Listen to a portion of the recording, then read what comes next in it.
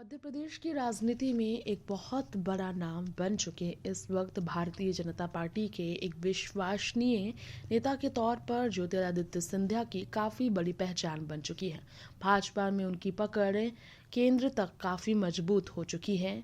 प्रधानमंत्री नरेंद्र मोदी से लेकर गृह मंत्री अमित शाह और राष्ट्रीय अध्यक्ष जेपी नड्डा के भी करीबी माने जाते हैं ज्योतिरादित्य सिंधिया, जो कि अगर देखा जाए तो कभी कांग्रेस में भी गांधी परिवार के बेहद करीबी हुआ करते थे। प्रियंका गांधी से लेकर राहुल गांधी के साथ उनके रिश्ते बेहतर थे। इसके पीछे कारण था कि कांग्रेस के साथ ज्योतिरादित्य सिंधिया के पिता यानी कि स्वर्गीय माधव सिंधिया का भी बेहतर रिश्ता रहा।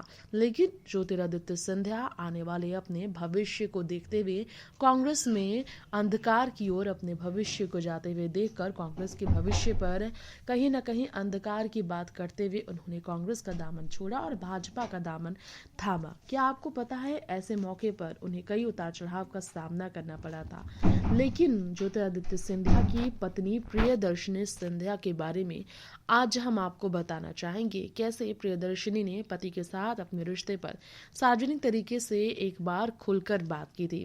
प्रियदर्शनी गुजरात के बड़ौदा गायकवाड़ मराठा राजघराने से ताल्लुकात रखती हैं।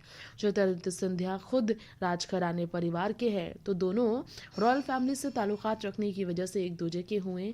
एक राजकुमारी से सिंधिया की जब शादी हुई तो क्या आपको पता है दोनों के बीच किस तरह की बातें थी। दरअसल दोनों को एक दूसरे से प्यार हो गया था। सिंधिया ने पहली नज़र में ही अपने जीवन साथी के तौर पर प्रियदर्शनी को चुनने का मन बना लिया था। पहली ही नज़र में उन्हें दिल दहाड़ बैठे थे ज्योतिरादित्य सिंधिया। लेकिन क्या आपको पता है, प्रियदर्शनी सिंधिया जो राजनीति से दूर समाज सेविका के तौर पर खूब पहचान बना चुकी है, उन्होंने एक बार अपने इंटरव्यू में कुछ ऐसी बातें कही थी जिस बारे में लोग ज़रूर जानना चाहेंगे। जी हाँ, खोलकर अपनी बात महिलाओं के मुद्दे पर रखने वाली प्रियदर्शनी राजे सिंधिया एक वीडियो में एक इंटरव्यू देने को लेकर काफ़ी चर्चाओं में आई थी। जब अपने संसदीय क्षेत्र खजूरी गांव की महिला और प्रियदर्शनी के बीच संवाद है, इसमें आपको बता दें प्रचार के दौरान राज्य कार रोकर महिलाओं की समस्या सुनती हुई नजर आई थी। उस वक्त उनकी बात की काफ़ी चर्चा हुई थी। खैर, यहाँ पर हम आपको बताएंगे शादी के बाद ज्योतिरादित्य सिंधिया के बारे में बात करें तो शादी के बाद किस तरह से ज्योतिरादित्य सिंधिया और प्रियदर्शनी सिंधिया के बीच रिश्ते और मजबूत है, क्योंकि जिस तरह राजनीतिक अपने भविष्य की वजह से ज्योतिरादित्य सिंधिया पूरी तरह से राजनीति में रम गए, उसी तरह से परिवार और राजघराने से ताल्लुकात होने की वजह से अपने राजमहल को, शाही महल को, ज्योतिरादित्य सिंधिया के अपने पैलेस को संभालने में प्रियदर्शनी अपनी पूरे जीवन को समर्पित करने को राजी हुए। जी हाँ, वैसे आपको बताना चाहेंगे हमारे इस रिपोर्ट में कि अपनी पत्नी की बात कभी नहीं टालते हैं ज्योतिरादित्य सिंधिया, ऐसा उनकी पत्नी का भी कहना है और अपने पति पर उन्हें बहुत ज़्यादा विश्वास है। उनके लिए प्रचार भी कई दफ़ा कर चुकी है।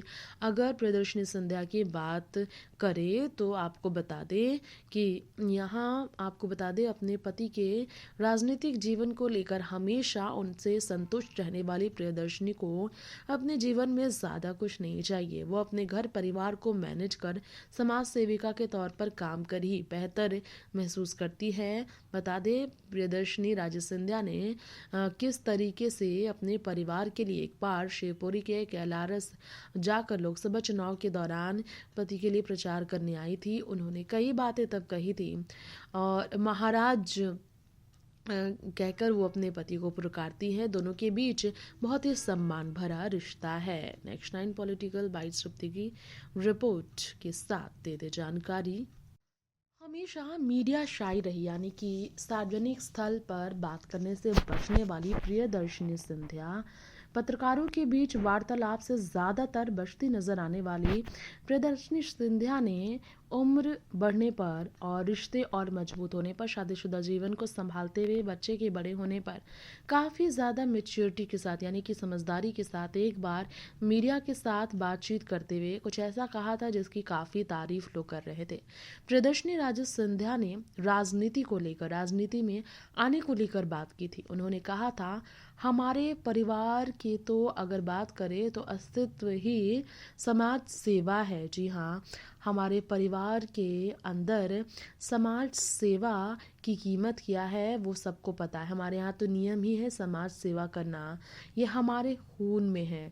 अगर बात मैं अपने पति की करूँ तो जो मेरे पति करते हैं वो राजनीति नहीं, लोगों को समझना चाहिए कि जो मेरे पति करते हैं वो राजनीति नहीं, ये समाज सेवा है। ये बहुत ही नेचुरल है, बहुत ही प्राकृतिक है कि आप लंबे समय तक एक्ट नहीं यानी कि दिखावा नहीं कर सकते हैं।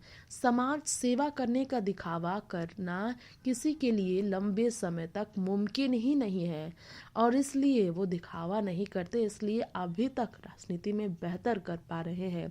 अगर अपने क्षेत्र गुना की बात करें तो यहाँ की कई महिलाओं ने काफ़ी काम किया और वो महिलाएं जिन्होंने क्षेत्र को सबसे ज़्यादा समय दिया वो आगे तो बढ़ेंगी ही। प्रियदर्शनी सिंधिया ने कहा कि अगर कोई भी उस तरह की महिला हो तो ज़रूरी है उनके लिए बेहतर हमारी तरह हमारे बीच काम करना। भारतीय जनता पार्टी में केंद्रीय उड़यन मंत्री का पदभार संभालते हुए जब मध्य प्रदेश के गुना क्षेत्र से लोकसभा चुनाव लड़ने के लिए पिछले चुनाव के दौरान शामिल हुए थे, चुनाव के वक्त ज्योतिरादित्य सिंधिया, तब प्रियदर्शनी ने पिछले साल इंटरव्यू में ये खुलकर बात की थी। लेकिन ऐसा नहीं है कि हमेशा वो खुलकर राजनीति के बारे में बात करती हैं, लेकिन कांग्रेस से लेकर भाजपा तक अपनी राजनीतिक छवि को बदलने वाले अगर बात करें ज्योतिरादित्य सिंधिया की तो कांग्रेस से बीजेपी में आने पर ज्योतिरादित्य सिंधिया के कांग्रेस से बीजेपी में आने पर उनकी पत्नी की भी राजनीतिक विचारें बदली। जी हाँ, और चुनाव प्रचार करने का तरीका भी बदला। प्रधानमंत्री नरेंद्र मोदी से बहुत ही ज़्यादा प्रभावित सिंधिया परिवार है। इसमें ज्योतिरादित्य सिंधिया की पत्नी भी पीएम मोदी से प्रभावित काफ़ी नज़र आई हैं। इसके अलावा आपको बताना चाहेंगे हमारी इस रिपोर्ट में पिछले चुनाव के वक्त बताते चलिए आप सबको कि ज्योतिरादित्य सिंधिया की पत्नी ने एक बार एक वार्तालाप के दौरान पिछले साल चुनावी प्रचार के दौरान जो कहा था वो काफ़ी ज़्यादा उनके आत्म मनोबल शक्ति को दर्शा रहा था। दरअसल भारतीय जनता पार्टी से ज्योतिरादित्य सिंधिया के जुड़ने के बाद प्रियदर्शनी का आत्मविश्वास अपने पति के राजनीतिक भविष्य को लेकर और बढ़ा। जी हाँ, बेहतर भविष्य को लेकर उन्हें भी इस बात का एहसास हुआ है कि भाजपा में ज्योतिरादित्य सिंधिया का जिस तरीके से कदभार बढ़ा, जिस तरह उन्हें केंद्रीय उड़यन मंत्री तक बनाया गया। हाँ, ये बात अलग है कि पिछले विधानसभा चुनाव के दौरान मध्य प्रदेश में सीएम फेस को लेकर जब चर्चाएं हो रही थी तो सिंधिया का भी नाम सुर्खियों में था। शिवराज सिंह चौहान के बाद सिंधिया को ये पद संभालने का मौका मिल सकता है, इस तरह की उम्मीदें जताई जा रही थी। लेकिन उनकी जगह जब मोहन यादव को एमपी में सीएम बनाने का फैसला लिया गया तो उस वक्त लोगों की उम्मीदें टूटी। लेकिन हाँ, केंद्रीय मंत्री के तौर पर ज्योतिरादित्य सिंधिया ने बीजेपी का विश्वास भी नहीं तोड़ा था। उन्होंने कांग्रेस छोड़ने के बाद बीजेपी के प्रति अपनी ईमानदारी और अपने पत्नी के विश्वास को और भी ज्यादा ईमानदारी, जी हाँ, सिंधिया की ईमानदारी नहीं, बीजेपी के प्रति सिंधिया की ईमानदारी नहीं और बीजेपी में सिंधिया के कदभार बढ़ते हुए देखकर ही प्रदर्शनी ने अपना आत्मविश्वास बढ़ाते हुए, मनोबल शक्ति बढ़ाते हुए आत्मविश्वास के साथ उनके लिए हर जगह जी तोड़ प्रचार किया और बड़े बड़े मीडिया संस्थानों को खुलकर इंटरव्यू भी दी।